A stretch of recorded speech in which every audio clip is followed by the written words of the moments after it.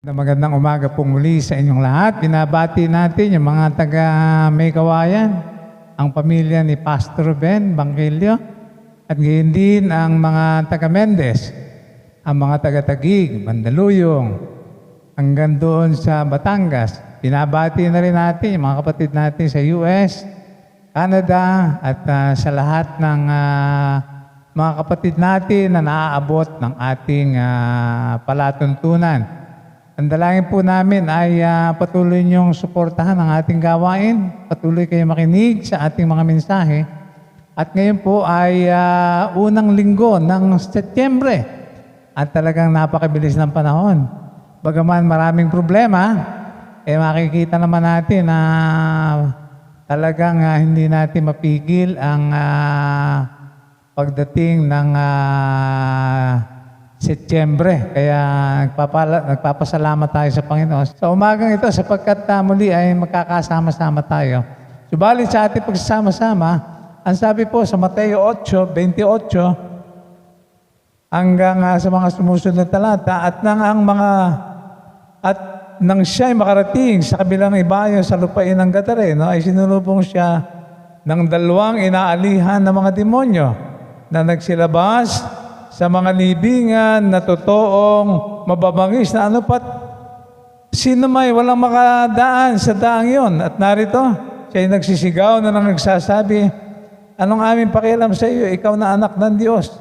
Naparito ka baga upang kami iyong pahirapan bago dumating ang kapanahunan?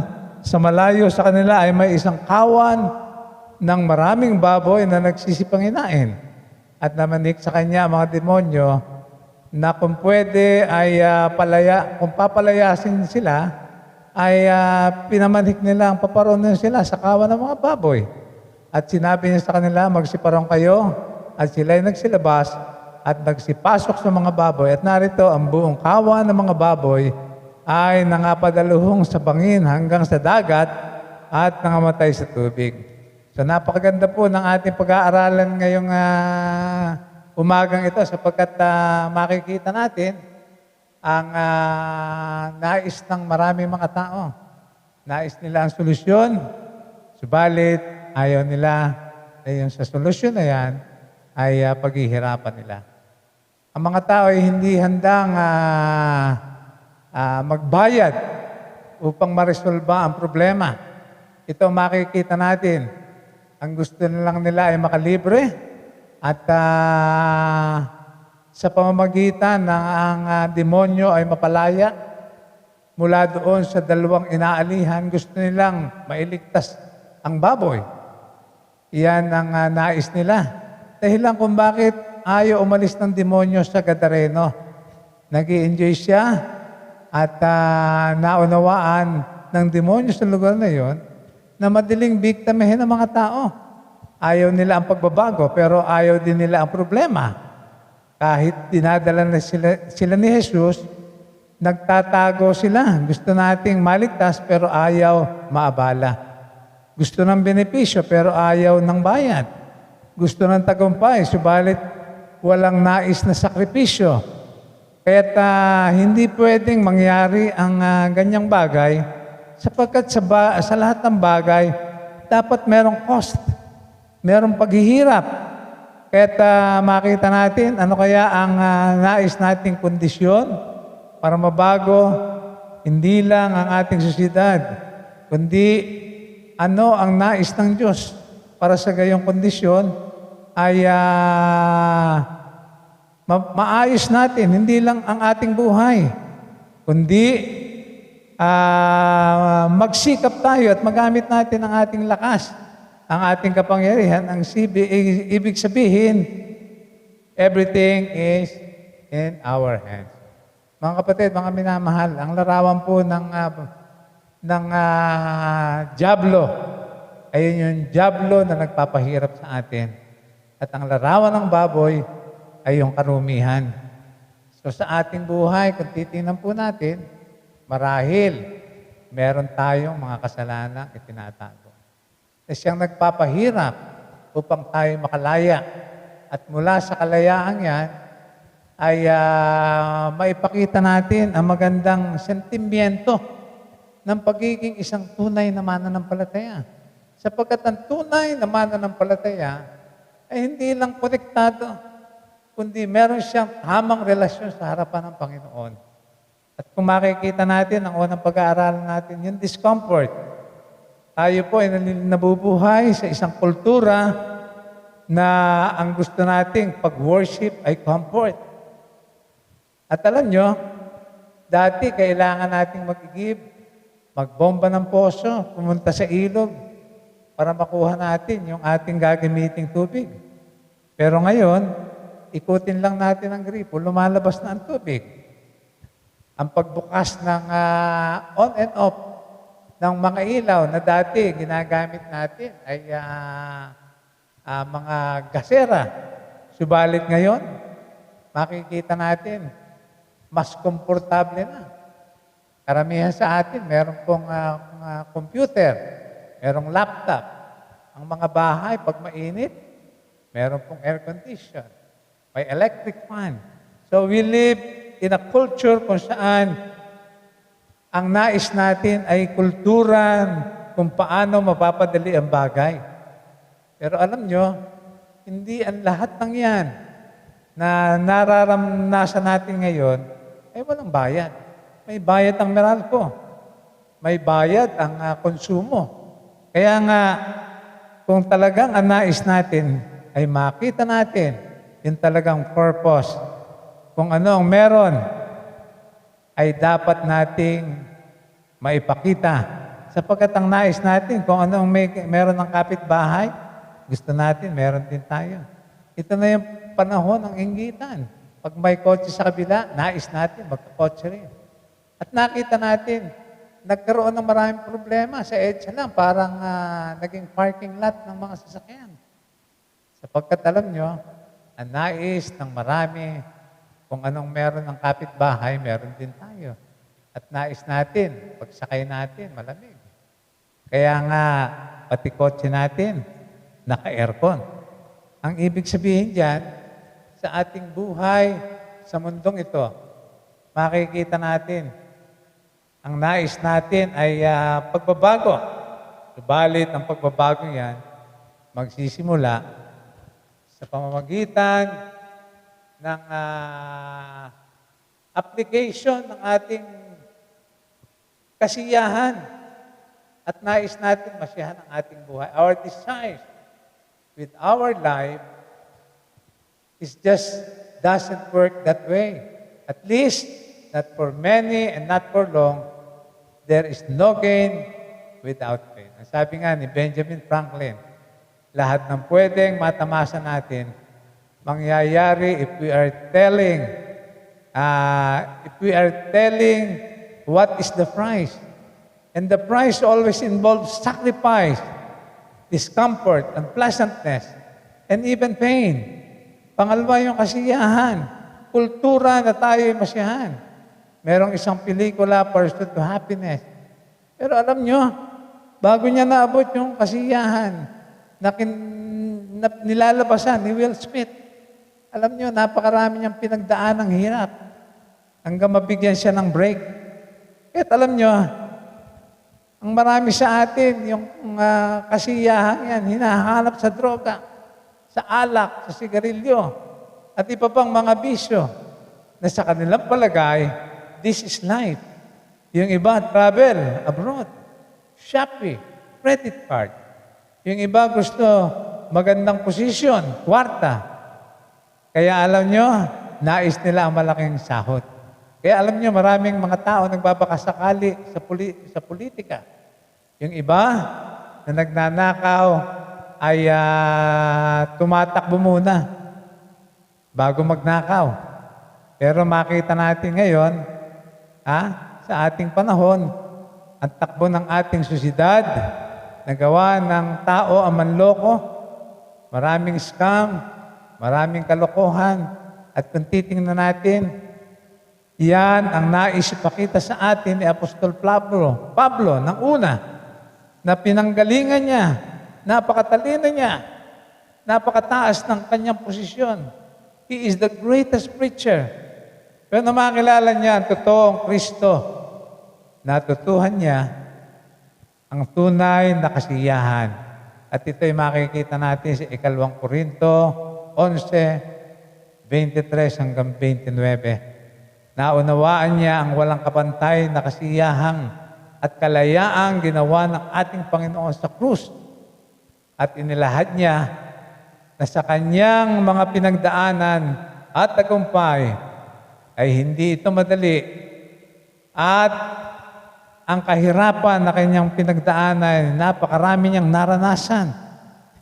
Naranasan niya ang marangya, subalit ngayon, ang nararanasan niya sa kanyang buhay ay discomfort. Ang sabi nga, una, never get up, never get comfortable. Makikita natin sa kanyang buhay, hindi niya ito inaasahan na mangyari. Mula doon sa kanyang paglalakbay, ang barkong kanyang sinasakyan ay nawasak. Iniwan siya ng maraming kaibigan, maging ng kanyang kapamilya. At hindi siya nagmakaawa. At ito, nakita niya sa lahat ng kanyang pinagdaanan. He understood that if comfort is our highest aim, we will miss out on the true riches of life. Kaya, nung makilala niya ang Panginoon, nakita niya ang totoong kayamanan na kanyang pwedeng makita. At ito ay yung kaharian ng Diyos. Minsan, ang sabi nga ng isang American professor, nagkwentuhan sila at isang Kristiyano mula sa Russia. Sabi niya, kung ikukumpara natin ang mga tao dito sa United States, ang mga Kristiyano dito, sabi niya, napaka-komportable, napakaganda ng upuan, naka-aircon, malamig. Pero alam niyo ba, sa Russia, ang isang bagong believer ay nakahanda muna sa kamatayan. Paul tells us not to get comfort. A person cannot be committed to comfort and at the same time committed to Christ. If you want to follow me, take up your cross. Matthew 16:24. Pangalawa, never allow plan B. If something may go wrong, we love to know what lessons we have learned. This is paying the price. There is no plan B in the area of commitment. Either you are committed or not. Hindi pwedeng gusto nating makalibre. Pag nakikita natin ang fire exit, daan niya para makaiwas at matukso tayo na yung buhay natin ay maging makasurvive. At hindi tayo dapat umatras sa laban. Kailangan ang isang mananampalataya kung ano yung kanyang pagpapasya patungkol sa Panginoon. Gawin niya ito at bigay niya ang kanyang buhay. Pangatlo, never fall into a maintenance mindset. Hindi mo marinig kay Pablo, pwede na. He never settled for good. Out of her best. And ang hinahanap po niya ay yung possibility. Kahit ang sabi niya sa Philippians 3:14, I press toward the mark for the prize of the high calling of God. At kaya nga, sabi niya, what I'm saying here is that Paul did not have a maintenance mindset. Ang goal niya was not just to maintain a status quo. Maayos na kalagayan. He was willing to make waves and be unpopular at the cost of his comfort. Don't be content to carry on when you need to press on. Isang araw, namasyal ang tupa at ang pastol. At habang sila'y naglalakbay, labis ang takot ng tupa. Kaya sabi niya sa pastol, pwede mo ba akong pasanin? Subalit ang sagot ng shepherd, pwede kitang pasanin saan man tayo pumunta sa ating paglalakbay, maging sa matarik o mataas, maging sa tinikan. Subalit, kapag ginawa ko yan, hindi mo na matututuhan gamitin ang iyong mga paa. But if you would never be able to develop his feet and become my companion where I go. Ang sabi nga doon sa isang kwento patungkol doon po sa footprints in the sand. Minsan, naglalakad siya, nakita niya yung kasama niya si Kristo, Nakita niya yung mga yapak nila. Subalit isang araw, ang nasumpungan niya, isang yapak na lang. At alam niyo, ang na-discover niya sa gitna ng mga kahirapang kanyang pinagdadaanan, ay buhat-buhat siya ng Panginoon. Kaya alam niyo, sabi niya sa Lucas 19:10, He came to seek and to save that which was lost. We must never estimate the destructive power of Satan. 1 Peter 3:8-9. Kayo'y maging mapagpigil, kayo'y maging mapagpuyat. Ang inyong kalaban na dyablo ay umuungal at gumagala na humahanap ng masisila. Na siya'y labanan niyong matatag sa inyong pananampalataya. Yamang inyong nalalaman na ang mga gayong hirap ay naganap sa inyong mga kapatid na nabubuhay, na nangasa sa sanlibutan. Ang sabi niya sa John 10:10, ang sabi po ni John, hindi pumaparito ang magnanakaw upang magnakaw, kundi upang pumatay, magwasak ng buhay, magwasak ng pamilya. At ang sabi ni Jesus, ako'y naparito upang sila'y magkaroon ng buhay at magkaroon ng kasaganaan. Sabi niya, I am the good shepherd. The owners have one interest. Alam niyo, interest ng mga tao. Kaya ayaw nilang mamatay ang kanilang mga baboy. Ang interest nila yung business. They were afraid that if Jesus remained any longer, the damage, He would do even more damage to the economy.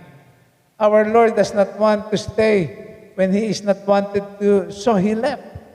Ayaw ng Diyos na kung tayo, ayaw natin mag-stay. Hindi rin nais ng Diyos na mag-stay, not knowing what an opportunity these people miss. Makita po natin, yung mga tao nagtatago sa Panginoon. Maraming mga Kristiyano ngayon, umiiwas sa gawain ng Panginoon. Umiiwas upang ibahagi natin ang salita ng Diyos. An effective Christian living must begin at home, where people know us the best. If we honor God, then we can consider of preparing ourselves for service elsewhere. These men become the missionaries of the Gentiles. Yung taong nakakilala sa Panginoon, matapos siyang palayain ng Panginoon, sila ang unang naging missionary sa mga Gentiles. At alam nyo, walang nais ang Diyos na hindi mabuti para sa atin. Nais niya ang kaligtasan para sa atin. Nais niya mula doon sa pagkatali ng dyablo, palayain tayo. At mula doon sa pagkatali ng dyablo, hindi lang ayusin ang ating buhay, kundi ang nais niya, isang buhay na masagana. Kaya nga siya nagparito upang tayo ay bigyan ng kasaganaan. Hindi dahil tayo po ay nangangaral na prosperity. Subalit, alam nyo, katulad ng isang martilyo, ang martilyo, magagamit lang yan ng isang master. Yung lagari, magagamit lang yan ng isang taong master. Makagagawa siya ng isang magandang kasangkapan kapag hinayaan niya, katulad ng isang master, yung buhay natin ay hinayaan natin gamitin ng Diyos, katulad ng lagari, katulad ng martilyo. Sapagkat ang nais ng Diyos, iayos ang ating buhay. At maayos lang yan kung si Kristo ay ating aanyayahan sa umagang ito. Bilang ating Panginoon, Diyos at Hari, tagapagligtas ng ating buhay. Nais natin ang solusyon, si Kristo ang tunay na solusyon ng ating buhay. Sa umagang ito, aanyayahan kayong manalangin ng pagtanggap sa Panginoon. Gawin niyo po ito sapagkat alam po, ito yung ginawa ko rin nung araw bago ko siya nakilala. Ang totoo, hindi ako naniniwala sa Diyos. Subalit alam niyo, nang makilala ko ang Diyos na bago ang aking buhay, nagkaroon ng tamang direksyon. Dati, Si Satanas ang aking pinaglilingkuran. Subalit ngayon, ang Diyos na ang aking pinaglilingkuran. O ano, kayo ligaya. At kung ngayong umaga, anyahan natin si Kristo, o napakaligaya na paglingkuran siya. Ngayong unang linggo ng Setyembre, simulan natin ang ating buhay na nagtatagumpay. Simulan natin buksan ang ating puso at buhay sa Panginoon. Halika kayo't manalangin tayo. Sabihin natin, Panginoon, dakilang Diyos, palayain mo ko sa pagkakatali ni Satanas, ng Diablo, mula sa mga bisyo, kasalanan, na aking akap-akap ngayon. Sa pangalan ni Jesus, aking itinatapon, Panginoon, ito. At nawa ngayong umagang ito, dinadalain ko ng iyong banal na Espiritu ang siya maghari sa aking buhay.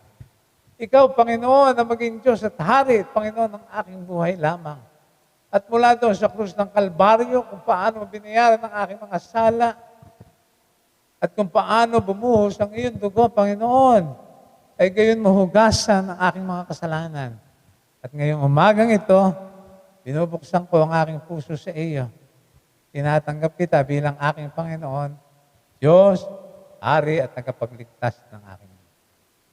Kaya po, Panginoon, maraming salamat po sapagkat ginawa mo ang lahat at ikaw lamang ang makapagpapalaya. You are the great solution in our life. Maraming salamat po, Panginoon. Ngayon, ako po ay isa ng Kristiyanong tumanggap sa iyo. At naniniwala ako, Panginoon, nais mong buksan ang aking buhay upang makita ko kung paano mo gagamitin ang aking buhay. Salamat po, Panginoon, sa iyong kabutihan sa akin. Amen at amen. Ngayon po ay unang linggo ng Setyembre, kaya po tayo ay meron po tayong Lord's Supper. At sangayon po sa unang Korinto 11, ang sabi dito, sapagkat tinanggap ko sa Panginoon, ang ibinibigay ko naman sa inyo, na ang Panginoong Jesus, nang gabing siya ipagkanulo, ay dumampot ng tinapay. At matapos siya makapagpasalamat, ay kanyang pinagputol-putol at sinabi, ito ang aking katawan na pinagputol-putol dahil sa inyo. Gawin niyo ito sa pag-alaala sa akin. Gayun din naman, hinawakan niya ang saro pagkatapos na makahapon. Na kanya sinabi, ito ang aking dugo na nabuhos sa krus ng Kalbaryo. Inumin niyo ito sa pag-alaala sa akin. Mga kapatid, ito po ang paraan. Meron pong dalawang ordinansang iniwan sa atin ng Panginoon. Ang ordinansa, una, ay ang bautismo. Pangalawa, ang banal na hapag. Kaya po ngayon, ay aalalahanin natin ang banal na hapag na minsan ginawa sa atin ng Panginoon bago siya umakyat sa langit. Kaya po sabi dito, matapos na magpasalamat siya, pinagputol-putol niya ang tinapay. At ang sabi niya, kanin natin ito para bilang pag-alaala sa atin. Kinuha din niya ang saro, makatapos makahapon. Upang sa gayong paraan, alalahanin natin ang dugong ibinuhos ng Diyos doon sa krus ng Kalbaryo. Maraming salamat po sa inyong lahat. At nawa ay pinagpala po kayo sa ating mensahe. At inaasahan po namin sa susunod na linggo, muli makasama namin kayo sa ating programa at patuloy niyo ipanalangin ang ating gawain. Maraming salamat po. Ikaw ba ay napagpala ng ating gawain? Maaari kang makipag-ugnayan sa gawaing ito sa pamamagitan ng pag-like at follow ng ating Facebook fan page, Cornerstone Fellowship for Jesus, o sa pag-subscribe at pag-click sa notification bell sa ating YouTube channel. Pwede rin kayong makiisa sa pagbibigay ng inyong love gift through our GCash na nasa inyong mga screen. Ito ang Cornerstone Fellowship for Jesus, the committed followers of Jesus.